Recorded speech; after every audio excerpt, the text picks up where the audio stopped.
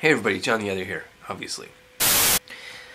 Yesterday I was approached by a young guy, I guess about 25 years old, and he wanted me to help him to be able to formulate a logical argument that would be able to get through to his young male friend who had fallen into the trap of feminist rhetoric, feminist ideology. The guy had gone to university and done a sociology program and come out at the other end completely male feminist, like a true believer. And the problem was that any discussion he tried to have with the guy, not about men's rights, just general friendly talk about anything, was always being steered into a narrative of female victimization. You know, women are oppressed, women are harassed, women are subject to terror, and any man who in the lineup at Starbucks says, "Hi, good morning," is obviously a terrifying threat, right? That's the rhetoric, that's the ideology of the young, recently converted male feminist.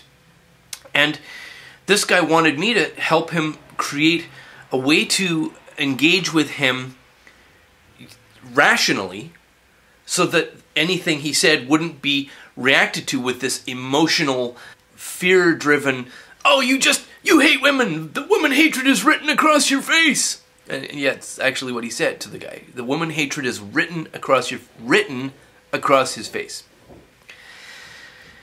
And unfortunately, I couldn't give him a rational, rhetorical style or approach that would be able to draw this guy out of that reactive mode. And if you've ever tried having a rational discussion with a male feminist, you know exactly what I'm talking about. They just go like a bottle rocket. And I'm going to try to give you the reason why and possibly a pathway out of that reactive cycle.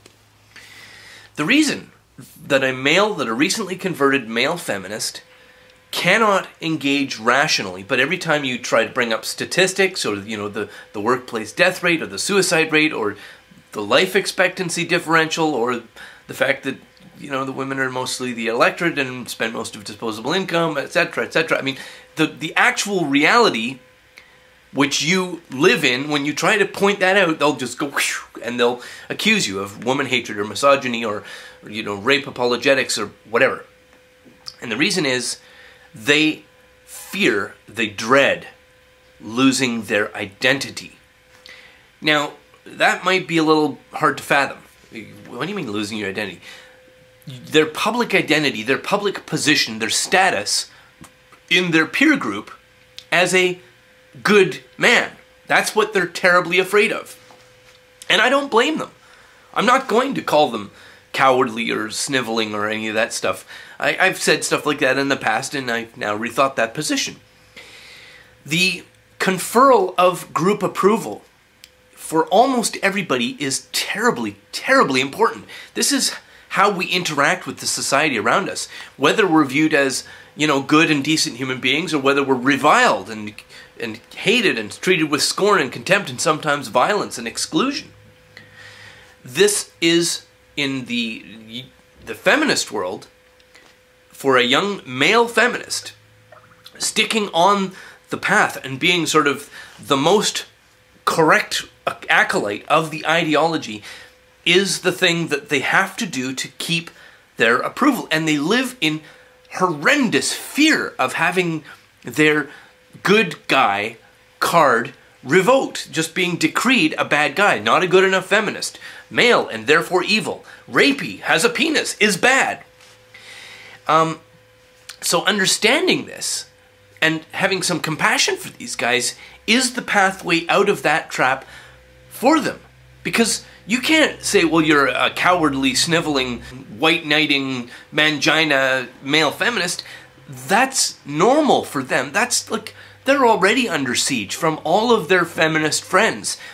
And by the way, not just scorn and calling them, you know, a mangina or a sellout, but the approach through logic, because logic is kind of irrefutable, that is a threat to their identity. It's not that it's just, well, this truth is true or that truth is true. We base it based on the information at hand. If they stray from the feminist path, from the rhetoric, if they stray, their identity is under threat. So your rational approach is to them a threat to the foundations of their identity. It is a contest to see who can stick onto the narrowest and most radical path. That's where they live. That's how they get their approval as human beings. So it's going to amount to nothing more than more of the same intellectual, mental, emotional siege mentality that they already live under. And it must be fucking awful. So what do? Well, we say, listen, buddy, you're not a bad guy. I mean, I don't think you're on the right path in terms of your rhetoric or your ideology. I mean, you can say that, but you can't condemn them as people because they're driven by the terror of the loss of their identity, and it's a real serious terror. It's not a terror that we should just dismiss. So to the young feminists, the young male feminists, and I guess this is who this video is for, although it was ostensibly for the guy looking for a rational path for addressing such a guy. The real path is compassion for these guys and to let them know that their identity as men is secure. And they're gonna, of course, remember, they're reacting emotionally. They go, of course it's secure, because they don't get their male identity from your approval, they get it from female approval. But if they can see that, if they can see the terror loop that they're in and show it to them, not try to teach them that women aren't oppressed, let them figure that out themselves. What they're trapped in is the terror loop where their identity is held hostage based on their adherence to the ideology. We must give these guys a pathway out. It can't be the hard way out.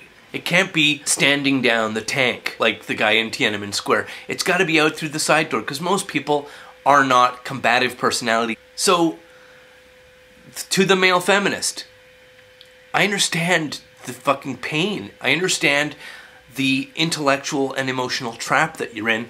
I want to give you a path out through the side door. And now to everybody else who, you know, most of the subscribers on my channel, not male feminists, thank you all for putting up with this, and have a lovely day, and thanks for watching.